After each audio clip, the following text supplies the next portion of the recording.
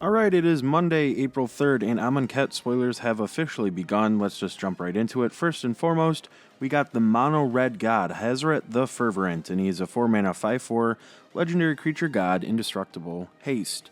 And Hazret the Fervent can't attack or block unless you have one or fewer cards in hand. So, right off the bat, he is a 4 mana 5/4 with indestructible and haste that cannot attack unless you have one or fewer cards in your hand. So, I think that's okay. I think that's pretty good. The restriction on having the one or less cards in your hand is quite restricting.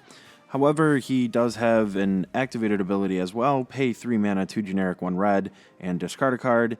And Hazret deals 2 damage to each opponent. So, on 4 mana with indestructible haste, he can swing in, assuming you've met the requirement of 1 or fewer cards.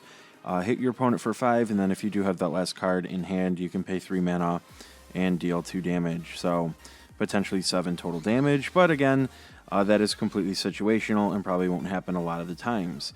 It's currently pre-ordering on Star City Games for only $4.99. It is our first red mythic, and I'm kind of on the fence about it, so it could be good, it could be bad, who really knows.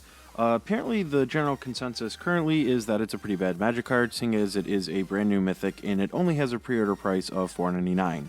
Now that is obviously subject to change, but at 4 mana, 5/4 with indestructible and haste, could be pretty good. Could find a home in some sort of green-red beats, might even be playable in Mardu.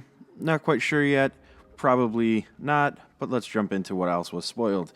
I'm going to save the split card for the end because there is a bunch of interesting information we have to go over with it. So let's jump into Embalm again. If you don't know, that's one of the mechanics that's going to be new to Amonkhet. Here is Anointer Priest, 2 mana, 1/3, Human Cleric. Whenever a creature token enters the battlefield under your control, you gain 1 life. And it has Embalm, which is the new mechanic, 3 generic, 1 white. When you do Embalm, you exile the card from your graveyard. And you create a token that's a copy of it, except it's a white zombie human cleric with no mana cost. So it becomes just a white zombie in addition to its previous types. And it does have the effect that the actual physical card itself had as well, the token does. So pretty interesting to note that also the tokens will not have a converted mana cost. We also got another card with the other mechanic that we're going to be getting, Exert. This is On Crop Crasher, 3 mana, 3/2, Minotaur Warrior with haste. You may exert On Crop Crasher as it attacks. When you do, target creature cannot block this turn. What exert means is if you so choose to exert a creature when it attacks, an exerted creature will not untap during your next untap step. But a lot of interesting things can happen with exert. For instance, if you so choose to play this card with haste, swing in, choose to exert it, target creature can't block, so it won't untap during your next untap step unless you were to play Feller or Guardian or something along those lines to flicker it and blink it back in, so that would obviously untap it that way. Limits of Solidarity, 4 mana sorcery, gain control of target creature until end of turn, untap that creature, it gains haste until the end of turn, and another mechanic in Amonkhet will be cycling. Obviously we know that the dual lands have it, other cards are bound to have it as well. Just 2 generic mana, discard this card and draw a card. Flameblade Adept, 1 mana, 1/2, Jackal Warrior with Menace. Whenever you cycle or discard a card, Flameblade Adept gets +1/+0 until the end of turn. Another interesting thing coming to Amonkhet are -1/-1 counters. Here is a black enchantment, 3 mana, 2 generic, 1 black. Whenever you put 1 or more -1/-1 counters on a creature, create that many 1/1 black insect creature tokens. Very interesting. Also tying into -1/-1 counters is Crocodile of the Crossing. 4 mana, 5/4 haste. When Crocodile of the Crossing enters the battlefield, put a -1/-1 counter on target creature you control. Again, none of these cards so far at the uncommon level would see any sort of constructed play, in my opinion. They may be very good in draft, though.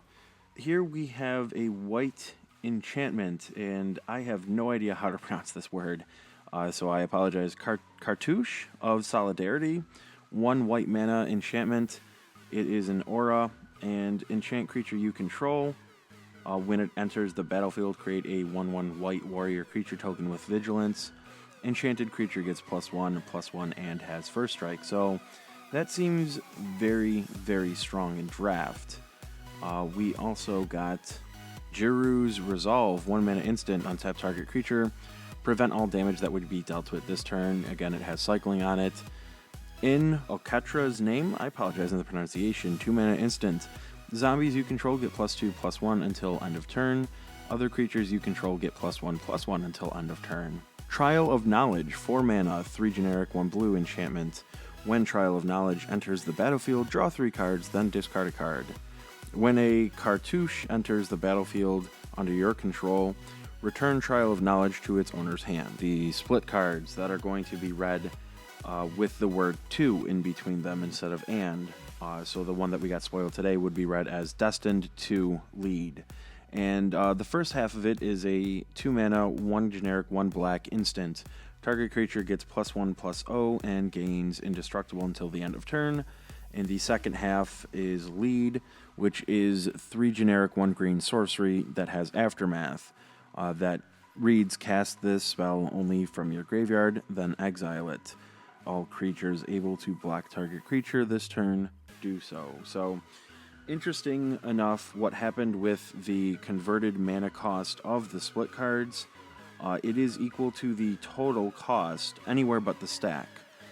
So if you were casting Destined, the converted mana cost would be 2. However, if this card was in your hand, the converted mana cost of the entire card would be 6. And same with it in the graveyard. So anywhere other than the stack, the split cards now have the converted mana cost of the total card. That is a important rule change. This is interesting to note because of the expertise cards that we have in Standard. At one point, it was considered that maybe these split cards could be quote-unquote cheated in using the expertise cards. At this point, they no longer can be because they will be considered when they're in your hand to have the full converted mana cost. Another interesting note that was also brought up in the rule change today is with Torrential Gearhulk, a card that's in Standard that targets instants in the graveyard. You can cast either side with Torrential Gearhulk if a split card happens to be in your graveyard. So, very interesting to note those few points. Again, as more spoilers are rolling out, I'll go over them daily here. Thank you so much for watching. Let me know what you think in the comment section below. Personally, not too excited to be on an Egyptian plane, but who knows? We just need something other than Kaladesh. I've gotten very, very bored with Kaladesh. So, thank you so much for watching. I hope you enjoyed it. Again, leave a comment down below. Let me know what you think of the new cards, how you're liking Amonkhet so far, if you're excited for it. Don't forget to subscribe and like this video, and I'll talk to you again real soon.